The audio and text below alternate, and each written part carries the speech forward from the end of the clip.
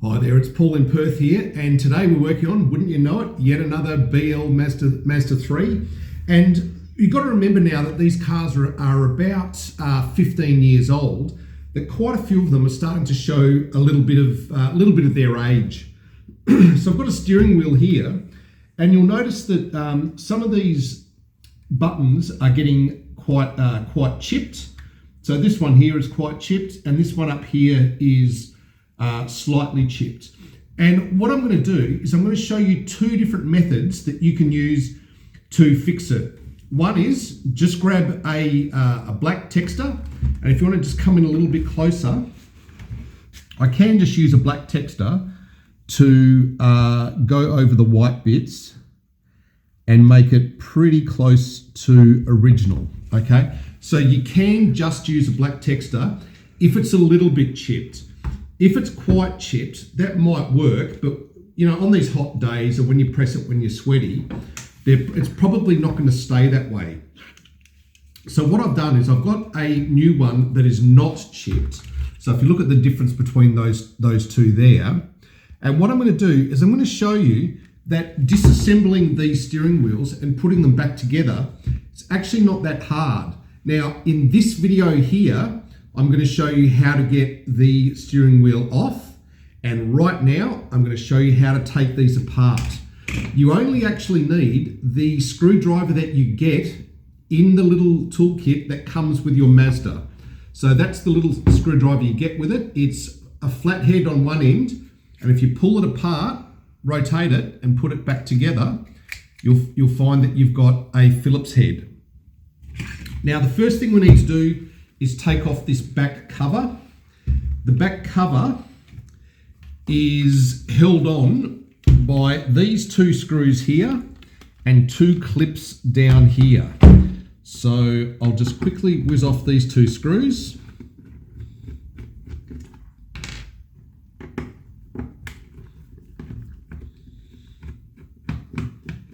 Rightio. And then you'll find that these little clips, it's clipped in there and there. So I'm just going to pop that clip out to the side, pop that clip out to the side, and the back comes off, okay? Now, I should have mentioned something else to you. These bits of wire will probably be through these loops. So you'll need to just get those bits of wire out of those loops before you can get the backing sheet off.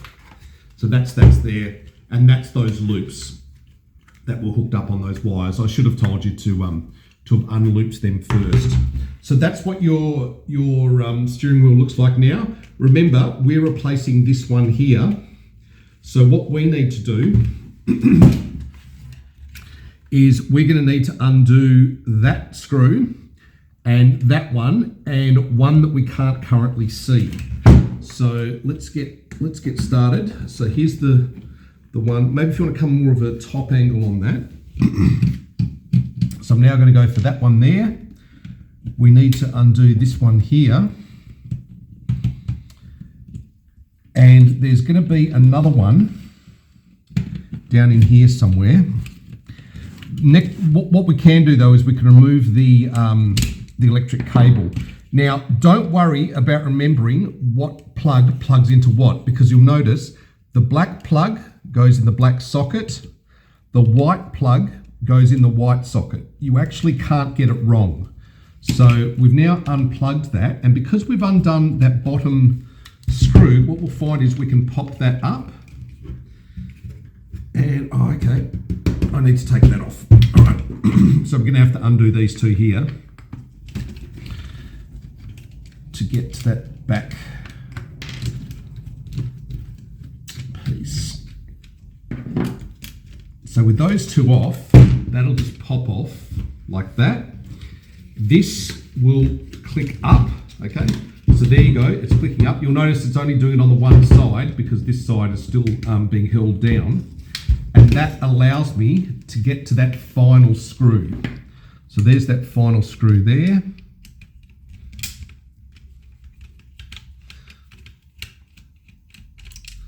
There we go, and then we've got out our chipped, that's our chipped button set. So we're now going to put in our non-chipped button set. And just the reverse process, we're just going to reconstruct the whole thing. So I'll grab that little screw.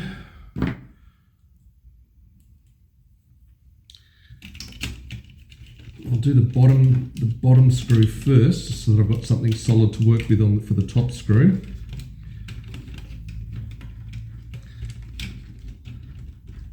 So there's the bottom one. Now remember, notice there's two different sizes of screws. So they're the main ones, which are the, if you like, the structural ones, and these little fine ones are the ones that are just holding in these little button packs. So I have to just carefully put that in. It's actually a little bit easier when they take the entire thing apart. I'm only doing a partial disassembly here, but that's that there. Screw that down. Then you'll notice that there. So this button needs to go into that hole. So I'm going to position it up, push that button in. That all should be happy. And at that point, I should be able to, oh, hang on, not quite positioned right. Okay, now I should be able to re-screw that bottom.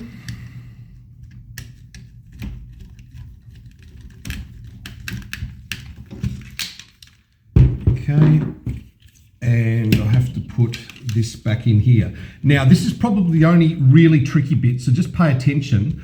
You'll notice that on the other side, this black cable goes underneath that arm there, but if I tried to put it in, it would actually be over. So what I've got to do is I've got to dislocate that. This would have been easier if I hadn't have screwed the bottom in, by the way. In fact, let's do it properly. I'm going to loosen this off, so I won't completely undo it. I'll just loosen it. Pull that up, and that needs to go under, like that. So with that under, I can then tighten that screw back up. I can then position this in the right place, push it in, and then put the two screws back in to hold it in place, which is that one there, this one here.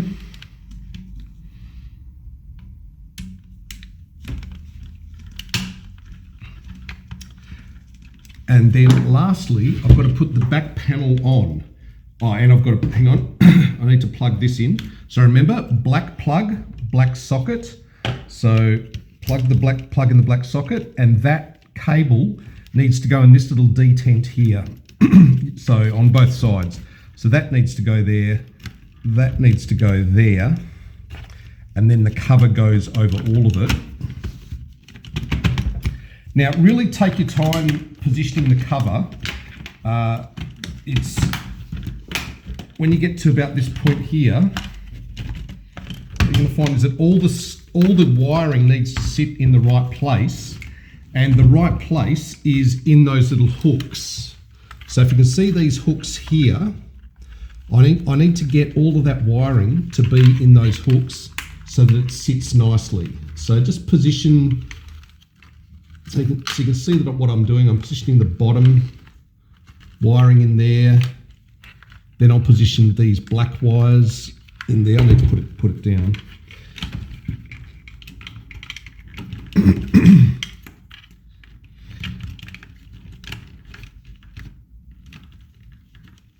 So that it looks like that, and you should find that those two sides click in. Because remember, we had a click there. We had a click there. It looks like we haven't got the click on this side yet, and that is sitting proud. So, okay, that is in the right position now. So that's what it looks like when it's put back together properly. And then the very, very last thing to do is to put these two screws in the top. So put your screw there and your other screw on the other side. And what you will have achieved at that point, oops, is that you have removed the set that was all chipped, and you've replaced it with a set that's not chipped. So that's the whole job. It's not very hard. And if I've seen some of these buttons in some cars and they're very, very badly chipped. And I know that after I've replaced them with nice buttons, it lifts the whole driving experience, because suddenly you're looking at a nice steering wheel instead of sort of a crappy steering wheel. So it's not hard. I do encourage you to do it. Please write down in the comments and let me know how you've gone. I love hearing from you. Love hearing what country you're from. So please tell me all about that. Be kind to those around you, and thanks a lot from Paul in Perth. I'll see you next time. Bye-bye.